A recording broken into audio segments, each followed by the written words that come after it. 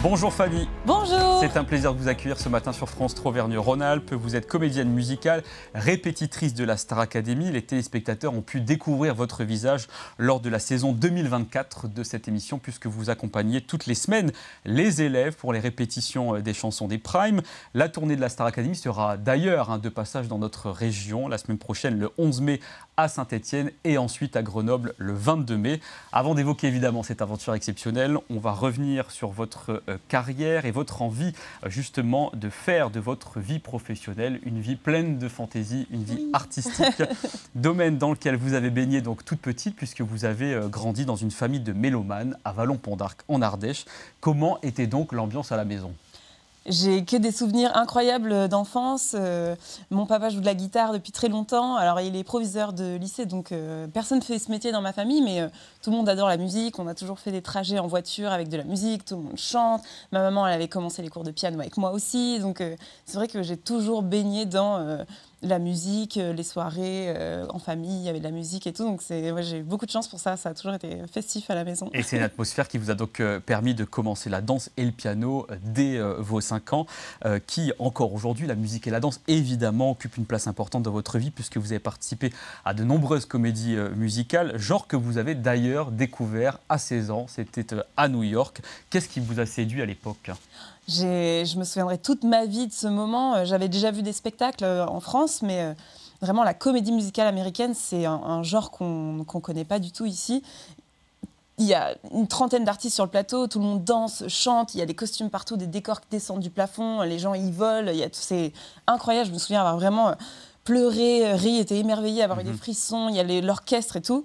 Et vraiment, je suis sortie de là en me disant, mais je veux que toute ma vie, ce soit comme ça, quoi. Enfin, il y a pas grand-chose avant ça qui m'avait procuré autant d'adrénaline, quoi. J'ai adoré. Et vous êtes allé au bout de cette envie parce que pour vous professionnaliser, vous avez suivi une formation à l'Académie internationale de comédie musicale, donc à Paris. Qu'est-ce que vous retenez de cet apprentissage ?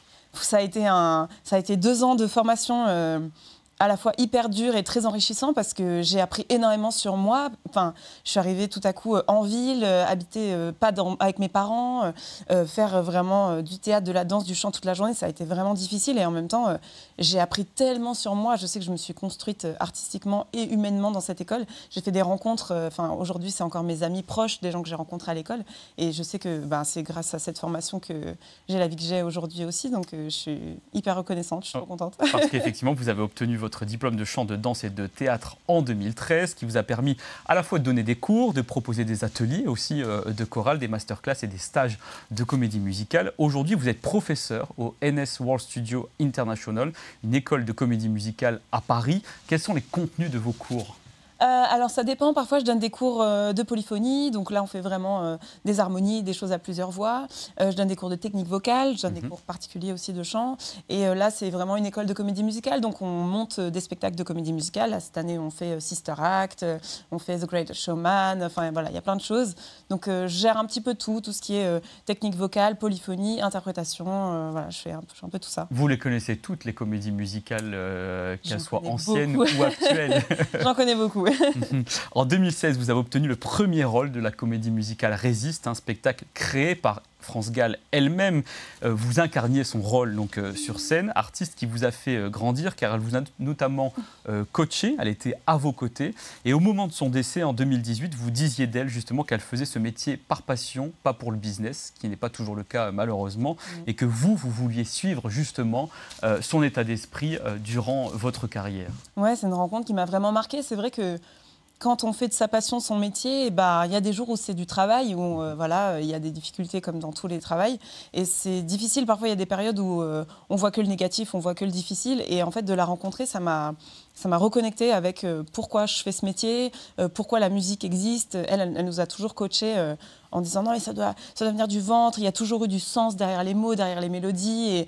Et elle était vraiment passionnée et ça m'a vraiment ravivé ma flamme de passionnée, quoi. C'était vraiment génial de travailler avec elle. Et c'est la raison pour laquelle vous avez continué dans ce domaine des comédies musicales. Vous avez intégré la troupe de Grise au théâtre Mogador, une tournée aussi en Chine pour les spectacles Mozart, l'opéra rock et le Rouge et et le noir, ou ensuite Grease, et enfin, donc dernièrement, en 2024 jusqu'au début 2025, Holidays, le musical, à Paris et en Corée du Sud. Preuve justement que c'est un genre musical qui s'est bien ancré maintenant en France. Ouais, c'est vrai. En France, il y en a de plus en plus. Même les écoles de comédie musicale, il y en a de plus en plus.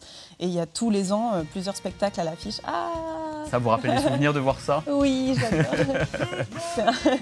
C'est un spectacle qui est hyper feel good, c'est des années lycée, donc c'est fun, les années 50, l'esthétique c'est génial, et puis c'est des chansons. Moi j'ai grandi avec ce film, les chansons elles sont mythiques, quoi. J'ai toujours beaucoup de plaisir à chanter les chansons de Grease, c'est génial. On vous voit là avec la tenue beige, hein, la robe mythique des années 60. À l'international, les pays asiatiques, je disais que vous avez fait des tournées en Chine, en Corée du Sud notamment, sont vraiment très friands de comédie musicale. Ils adorent, ça marche de plus en plus là-bas. En fait, je pense que ils ont une culture qui est très différente de la nôtre. Ils ont très peu de congés, très peu de vacances. Ils sont éduqués à beaucoup travailler, se mettre dans leur carrière. Ils n'ont pas beaucoup d'espace pour leurs émotions, extérioriser tout ça. Et du coup, quand ils vont au théâtre, ils vivent les histoires à fond. J'ai rarement vu des publics aussi à pleurer, à rire, à vraiment être à fond dans l'histoire. Ils viennent parfois costumés comme les personnages et tout. Et c'est vrai que même moi, ça m'a vachement marqué parce qu'à Paris, il y a tellement de spectacles que parfois, quand les gens viennent, c'est un peu « ah bah oui, bah, la mise en scène machin, la production machin, les décors trucs muches ». Et en fait, là-bas, il n'y a pas tout ça. C'est vraiment « ah, les histoires, ils sont pas dans la critique, en fait. Ouais, ils sont vraiment dans… c'est un endroit où ils peuvent laisser libre exprimer leurs émotions et c'est très rare chez eux. Et du coup, pareil, ça m'a reconnecté avec un truc de « ah oui, mais en fait, c'est pour ça qu'on fait ce métier, c'est pour faire vivre des émotions aux gens et qu'ils puissent rêver et sortir de leur quotidien. » Et là-bas, c'était vraiment ça, fois 1000, quoi. On vient de voir quelques photos de vous, de la dernière comédie musicale à laquelle vous avez participé, hein, Holidays, le musical. De quoi parle cette comédie?